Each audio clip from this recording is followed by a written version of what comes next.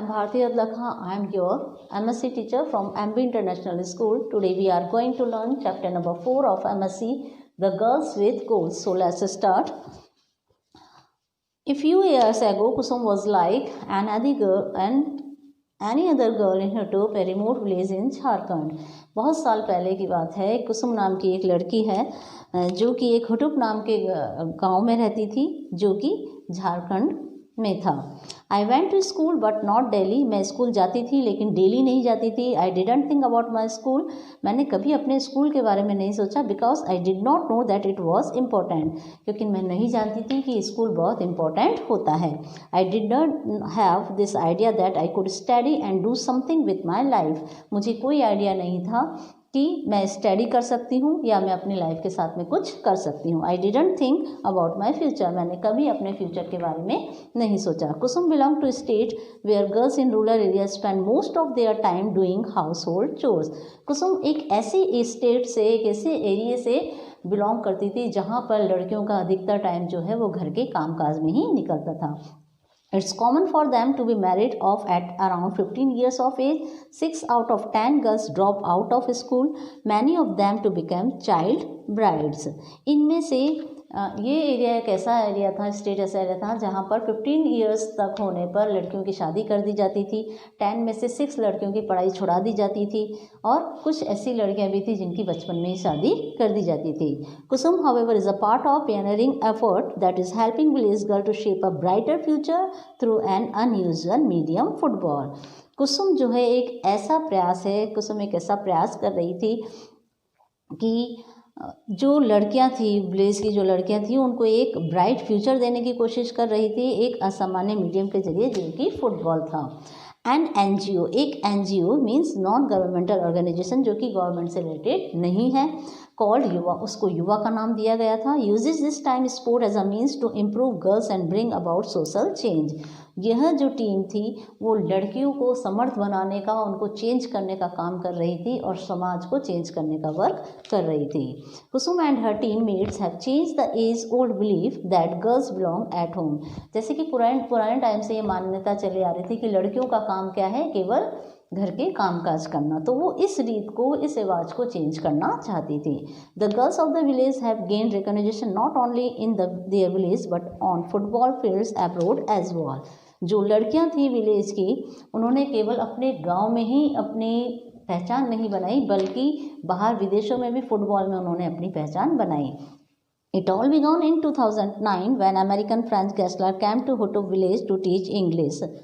अच्छा, ये सब कब स्टार्ट हुआ? 2019 में, जब अमेरिका से एक फ्रेंच कैसलर नाम का व्यक्ति वहाँ पर इंग्लिश पढ़ाने के लिए आया. French found that the playgrounds were full of boys.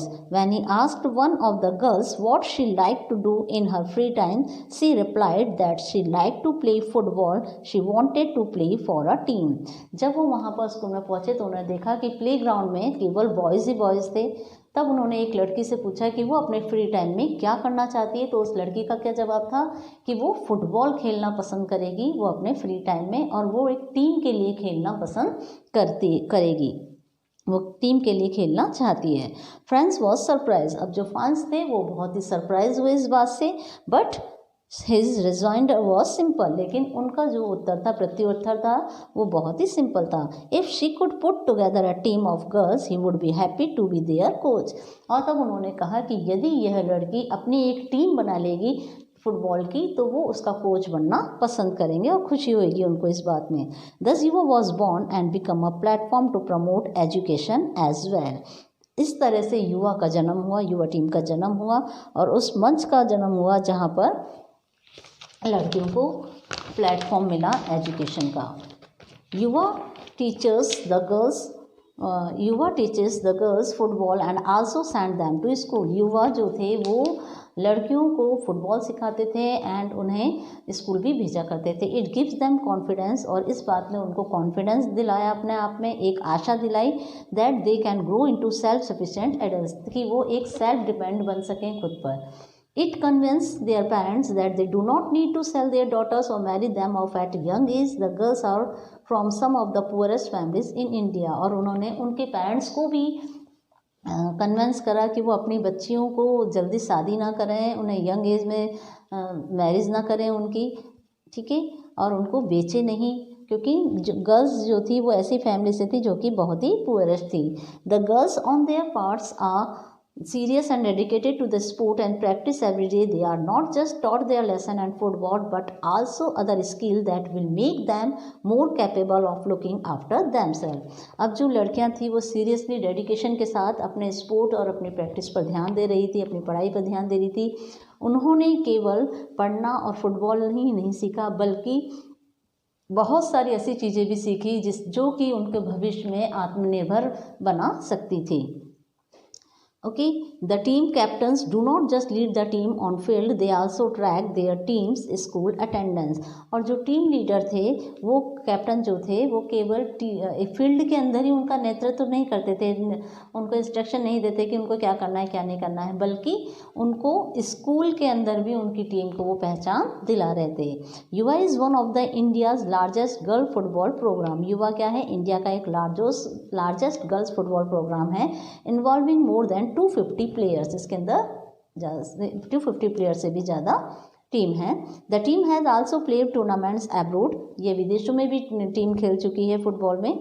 It finish third in the dynasty cup and under 14 event in Spain. यह स्पेन में होने वाले डायनेस्टी कप में अंडर 14 में ये थर्ड पोजीशन पे रही है। And also played in the अजवान यूएसए कप में के लिए भी खेल चुकी है।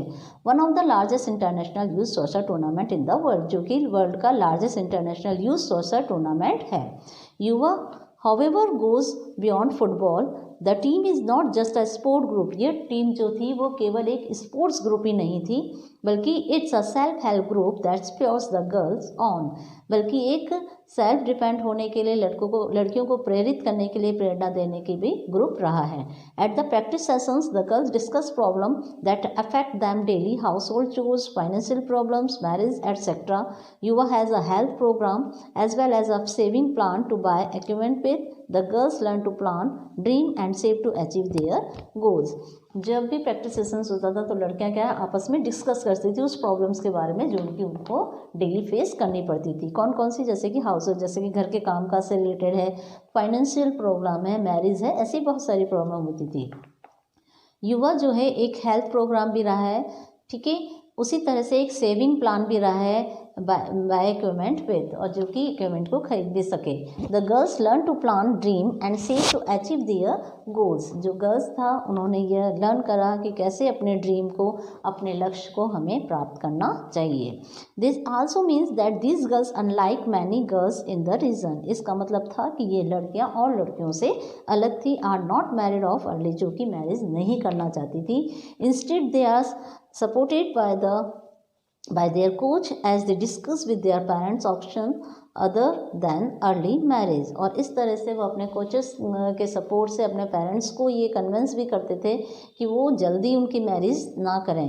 The parents believe that spending money on educating girls was a waste as the daughters would be married off and would not help them financially, so it made sense to them to save to get them married. If a girl began school, she was often forced to give up study since she was married off।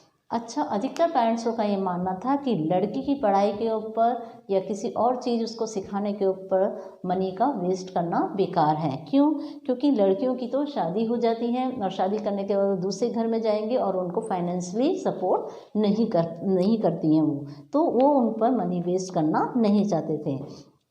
यदि कोई इस लड़की school चली भी जाती भी थी तो उसका स्कूल तब छुड़वा दिया जाता था जब उसकी मैरिज हो जाती थी। Many of the girls have been sent off to larger city to earn money working in homes और have simply seen sold off. और बहुत सारी लड़कियां ऐसी थी जिन्हें बाहर सिटीज़ में काम करने के लिए भेज दिया जाता था, कईयों को सोल्ड भी कर दिया जाता था, मीन्स बेच दिया जाता था।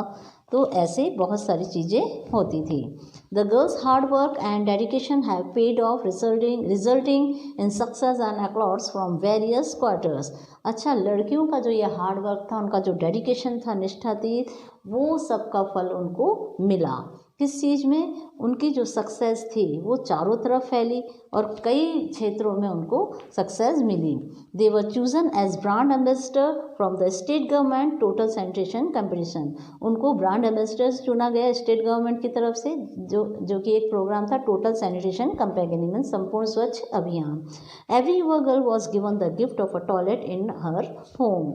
हर एक युवा लड़की जो कि उस टीम में थी उनको अब उनके खुद के घर के लिए उनका एक प्राइवेट टॉयलेट दिया गया। When they travelled to the US, जब वो यूएस गई, the girls also toured American University, उन्होंने अमेरिकन यूनिवर्सिटी का भी टूर करा। मीटिंग स्टूडेंट एंड प्रोफेसर, वो वहाँ जाके स्टूडेंट से प्रोफेसर से मिली। युवा गर्ल्स से they want to be doctor, lawyer, teacher etcetera. क्या कहा उन्होंने कि वो टीचर्स बनना चाहती है, डॉक्टर बनना चाहती हैं, लॉयर बनना चाहती है।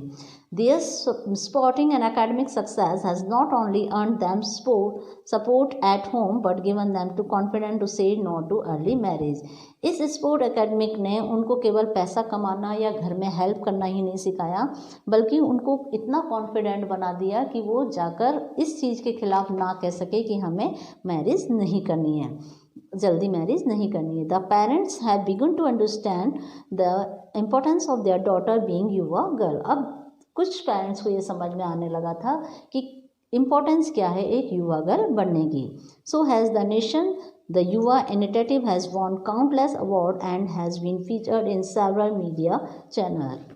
अच्छा, अब जो ये युवा टीम थी उन्होंने ना बहुत सारे काउंटलेस अवार्ड जीते और कई मीडिया चैनल्स में भी ख्याति प्राप्त करी। Sports has given the girls confidence they never dreamed of it. Sports ने बहुत सारी इन लड़कियों को बहुत कॉन्फिडेंट बनाया जो उन्होंने सपने में भी नहीं सोचा था। It has opened a world of possibilities for them, और इस बात ने उनको अपने में मतलब बहुत सारी पॉसिबिलिटीज़ दिखी उनको कि वो आगे जाके बहुत सारी चीज़ें कर सकती है। But the journey has not easy, लेकिन जो ये जर्नी थी वो इतनी ईजी नहीं थी। The villagers could not fathom why this girls would want to live a different life, क्योंकि विलेजर्स जो थे वो अभी भी ये नहीं समझना चाहते थे, उनका यही कहना था कि क्यों ये लड़कियां दूसरी लड़कियों से अलग लाइफ जीना चाहती है। Many parents are still against the idea of girls wearing footballer gear, और कुछ पेरेंट्स तो ऐसे थे जो उनका ड्रेस कोड होता है फुटबॉल में पहनने का, फुटबॉलरों का पहनने का, वो उसके अगेंस्ट भी होते थे कि वो ऐसे कपड़े क्यों पहनेंगे। एंड प्लेइंग फुटबॉल के भी अगेंस्ट थे वो, rather than doing house work, और वो चाहते थे कि वो हाउस वर्क करे ना कि ये वर्क करे। Some of the girls are threatened और beaten up if they go for practice. कुछ लड़कियों को पीटा भी जाता था, उनको धमकाया भी जाता था यदि वो प्रैक्टिस पर जाती थी। But the girls have focused on bigger opportunity, लेकिन लड़कियों का ध्यान क्या था, उस मौके की तरफ था जो उनको मिलने वाला था।